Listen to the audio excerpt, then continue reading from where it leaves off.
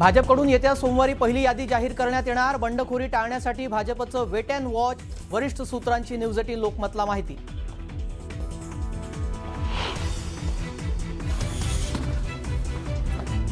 रवींद्र चव्हाणांनी घेतली उपमुख्यमंत्री एकनाथ शिंदेंची भेट। केडीएमसी, ठाणे, उल्हासनगर आणि पनवेलबाबत चर्चा। वरिष्ठ सूत्रांची न्यूज 18 लोकमतला माहिती।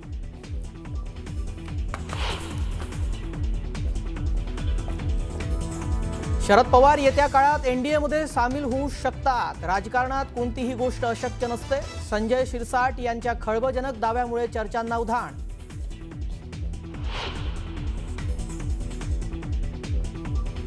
प्रशांत जगताप आज काँग्रेसमध्ये करणार जाहीर प्रवेश। थोड्याच वेळात मुंबईतील टिळक भवनात होणार प्रवेश। शरद पवारांच्या राष्ट्रवादीला मोठा धक्का।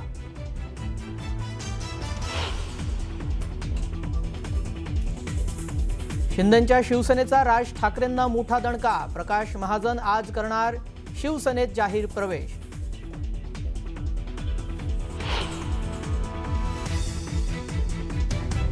मुंबईतील जागा वाटपावर आज पुन्हा भाजप आणि शिवसेनेची महत्त्वाची बैठक। बैठकीला दोन्ही पक्षातील महत्त्वाचे नेते राहणार उपस्थित। बैठकीत जागा वाटपाचा तिढा सुटणार का याकडे लक्ष।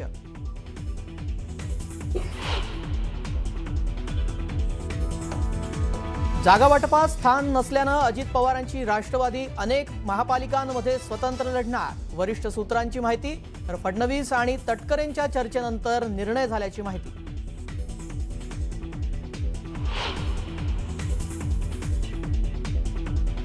मीरा भाईंदरमध्ये 50% जागा मागणाऱ्या प्रताप सरनाईकांचं एक पाऊल मागे। भाजप मोठा पक्ष असल्यानं अधिक जागा घेतल्यास हरकत नाही। आम्ही युतीसाठी तयार। प्रताप सरनाईकांचं मोठं विधान।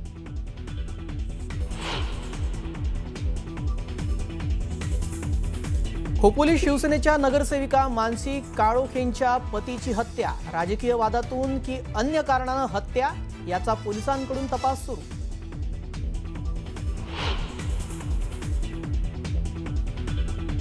आणि बांगलादेशात एका आठवड्याच्या आत आणखी एका हिंदू तरुणाची हत्या।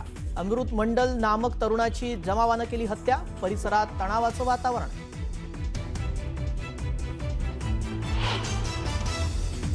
तर पुण्यातून एक ब्रेकिंग न्यूज समोर येते। पुण्यातही शिवसेनेमध्ये नाराजी नाट्य पाहायला मिळत आहे। नीलम गोऱ्हेंच्या घरासमोर आंदोलन करण्यात येत आहे आणि त्यामुळेच शिवसैनिक देखील काहीसे नाराज असल्याचं नाराजी नाट्य पुण्यामध्ये दिसून येत आहे। पुण्यातून ही मोठी बातमी समोर येते। पुण्यामध्ये नीलम गोऱ्हेंच्या घरासमोर आंदोलन करण्यात येत आहे। शिवसैनिक हे नाराज आहेत आणि त्यामुळे ते नीलम गोऱ्हेंच्या घरासमोर आंदोलन करतायत। पुण्यातली ही दृश्य आपण बघतोय। पुण्यातून ही थेट दृश्य आपल्यापर्यंत येत आहेत। नीलम गोऱ्हे यांच्या घरासमोर शिवसैनिकांकडून हे आंदोलन करण्यात येत आहे। नेमकी काय नाराजी ही शिवसैनिकांमध्ये आहेत ही आपण जाणून घेऊयात आपले प्रतिनिधी वैभव सोनवणे यांच्याकडून। वैभव, हे जे नाराजी नाट्य पुण्यात चाललंय त्याचं काय कारण आहे? मूळ भाजप बरोबरची युती करण्यात आलेली आहे। या महायुतीमध्ये भाजप बरोबरच्या युतीमध्ये शिवसेनेला जागा मिळत नाहीयेत किंवा कार्यकर्ते जे आहेत त्यांना केवळ 15 जागा मिळत आहेत आणि कार्यकर्त्यांना तिकीट मिळत नाहीये, प्रतिनिधित्व या निवडणुकीमध्ये मिळत नाहीये। त्याच्यामुळे हे शिंदे सेनेच्या कार्यकर्त्यांकडून आंदोलन जे आहे ते नीलम गोऱ्हे यांच्या घरासमोर केलं जाते। काल रात्री उशिरा नीलम गोऱ्हे यांनी पत्रकार परिषद घेऊन भाजप विरोधात नाराजी जी आहे ती व्यक्त केलेली होती। आजही शिवसेनेचे काही महत्वाचे नेते जे आहेत पुण्यातले, रवींद्र धंगेकर असतील, अजय भोसले आणि आबा बागुल ज्यांनी आता नुकताच प्रवेश केलेला होता, हे सगळे आज एकनाथ शिंदेंच्या भेटीसाठी गेलेत आणि 25 जागा मागितलेल्या असताना भाजप केवळ 15 जागांवरती आपली बोळवण करते अशी तक्रार ते एकनाथ शिंदेंकडे करणार आहे। त्यामुळे सन्मानजनक जागा मिळाव्या अशी मागणी तर केलीच जाते, मात्र दुसरीकडे कार्यकर्ते जे आहेत ते आक्रमक झालेत। त्यांना या निवडणुकीमध्ये प्रतिनिधित्व जे आहे ते मिळत नाहीये। केवळ 15 जागाच लढण्यासाठी शिंदेंना मिळणं हे योग्य नाही असं म्हणत ते नीलम गोऱ्हेंच्या घरासमोर आंदोलन करतायत। या सगळ्या पार्श्वभूमीवरती भाजप मात्र शिंदेचे यापूर्वीचे नगरसेवक, शिवसेनेचे यापूर्वीचे नगरसेवक जे आहेत त्यांची संख्या एवढी नव्हती आणि आता एकच नगरसेवक केवळ एकनाथ शिंदेच्या शिवसेनेमध्ये उरलेला आहे, नाना भानगिरे जो त्यांचा शहराध्यक्ष आहे। त्यामुळे केवळ 15 जागा ज्या आहेत त्या देऊ अशी भूमिका पुणे भाजपने घेतलेली आहे। त्याच्या विरोधामध्ये नाराजी म्हणून हे आंदोलनही केलं जातं आणि त्याच वेळेला शिवसेनेचे नेते जे आहेत ते एकनाथ शिंदेंना भेटायलाही गेले। निश्चितच वैभव, धन्यवाद आपण दिलेल्या सविस्तर माहितीसाठी। तर पुण्यामध्ये जागा वाटपावरून युतीमध्ये अजूनही संभ्रम कायम आहे आणि त्यामुळेच पुण्यातील शिवसेना पदाधिकारी हे उपमुख्यमंत्री एकनाथ शिंदेंची भेट घेणार आहेत। जागा वाटपाच्या संभ्रमातून ही भेट असणार आहे। रवींद्र धंगेकर, आबा वागुल, अजय भोसले हे शिंदेंची भेट घेणार असल्याचं कळत आहे। पुण्यामध्ये युतीमध्ये सन्मानपूर्वक जागांची मागणी करण्यात आली होती। पुण्यातील जागा वाटपाबाबत अंतिम निर्णय कधी होणार असा देखील प्रश्न राजकीय वर्तुळातून विचारला जातोय। या सगळ्या संभ्रमामध्ये आता महत्त्वाचे नेते हे उपमुख्यमंत्री एकनाथ शिंदेंची भेट घेणार आहेत। त्यामधून जागा वाटपा संदर्भात आणि युती संदर्भात काय निर्णय होतो हे पाहणं महत्त्वाचं ठरणार आहे।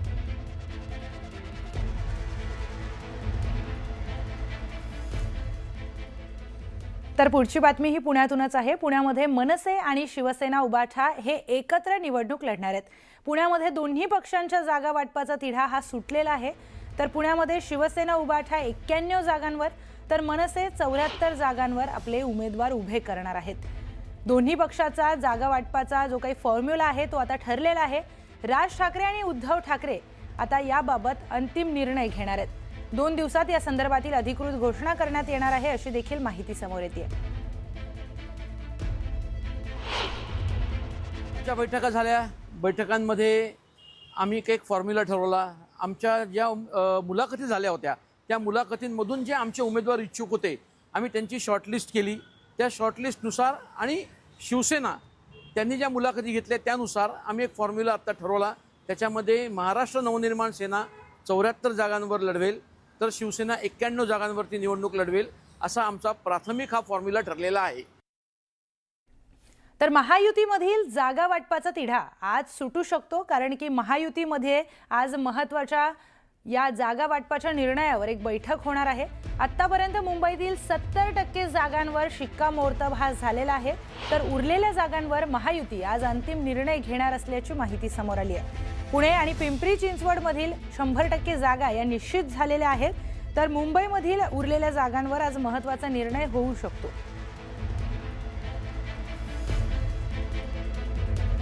पुढची महत्त्वाची बातमी, मुंबईतील जागा वाटपावर भाजप शिवसेनेची पुन्हा खलबतही पार पडणार आहेत।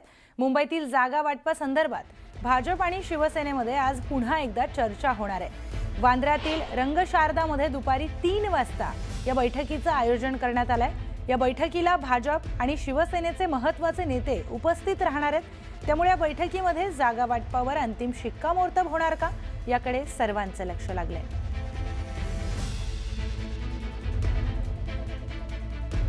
तर राष्ट्रवादी शरद पवार पक्षाला सोडचिठ्ठी दिलेले प्रशांत जगताप आज काँग्रेसमध्ये प्रवेश करणार आहेत।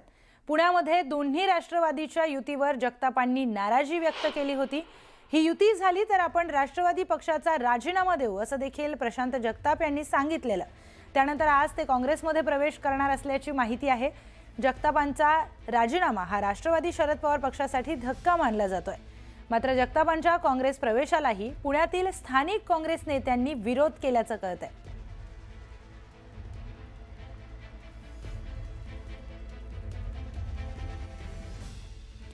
तर एकीकडे प्रशांत जगताप हे काँग्रेसमध्ये प्रवेश करणार असल्याचं बोललं जात असतानाच आणखी एक मोठी घडामोड समोर आली आहे। जगतापांना उद्धव ठाकरेंचा फोन आल्याचा दावा हा खुद्द प्रशांत जगतापांनीच केलाय। जगताप आणि उद्धव ठाकरेंमध्ये तब्बल 9 मिनिटं चर्चा झाली असं प्रशांत जगताप म्हणाले।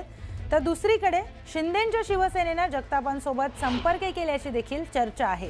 ओएसडी मार्फत उपमुख्यमंत्री एकनाथ शिंदे यांनी प्रशांत जगतापांसोबत संपर्क साधण्याचा प्रयत्न केला, मात्र दोघांचा संपर्क होऊ शकला नाही।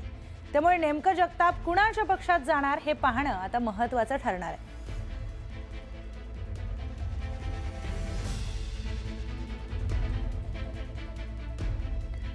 पुण्यामध्ये जर दोन्ही राष्ट्रवादी एकत्र झाल्या तरी निवडणूक घड्याळ चिन्हावरच लढवली पाहिजे असं मत राष्ट्रवादीचे आमदार अनिल पाटील यांनी व्यक्त केलंय।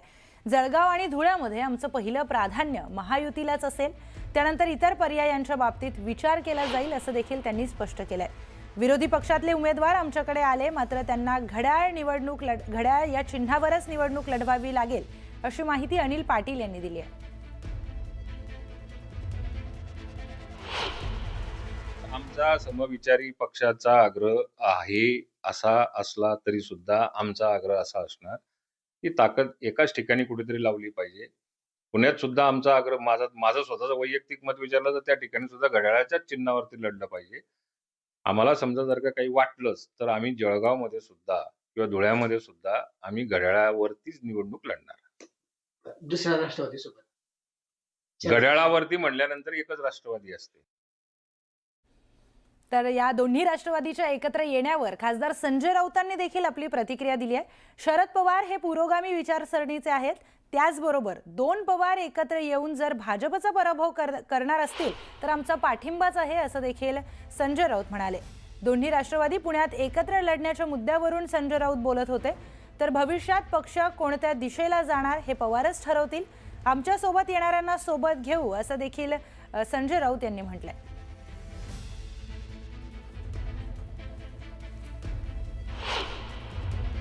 पवारांचा एक स्वतंत्र पक्ष आहे. शरद पवार यांची एक भूमिका असते, विचारसरणी आहे ती जातीय व धर्मांध शक्तींच्या विरुद्ध लढण्यासाठी. शरद पवार हे पुरोगामी विचारांचे आहेत. शरद पवार यांनी त्यांच्या जीवनभर भाजपसारख्या प्रवृत्तींशी लढण्यामध्ये त्यांचं आयुष्य घालवलेलं आहे आणि आम्ही सुद्धा त्यांच्याबरोबर त्या लढ्यामध्ये अनेकदा उतरलेलो आहोत. त्याच्यामुळे भविष्यामध्ये त्यांचा पक्ष कोणत्या दिशेने जाणार आहे हे शरद पवार साहेबच ठरवू शकतात. मला असं वाटत नाही की विलिनीकरण होईल. मी जे काय पवार साहेबांना ओळखतो आणि त्यांच्या विचारसरणीला मी जे काय ओळखतो, ही विलिनीकरणाची प्रक्रिया होईल असं मला वाटत नाही. मी एकदा पवार साहेबांना प्रश्न विचारला होता सहज एका बैठकीत, तेव्हा त्यांनी हे अशक्य आहे सांगितलं.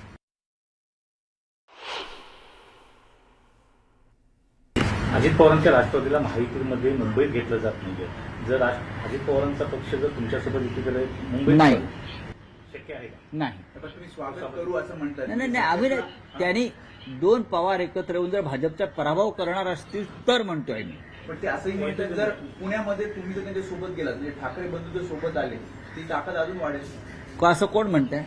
राष्ट्रवादीचे कोणती राष्ट्रवादी? दोन्ही राष्ट्रवादी. नाही, आमची आता पुण्यामध्ये महाराष्ट्र नवनिर्माण सेना आणि शिवसेना या दोघांमधलं जागा वाटपाची चर्चा संपलेली आहे आणि आम्ही दोघेही कामाला लागलेलो आहोत. जे आमच्याबरोबर येतील त्यांना सोबत घेऊ, नाही तर आम्ही त्यांच्याशिवाय अजित लढू. पवार असतील. नाही, अजित पवार त्यात नाही.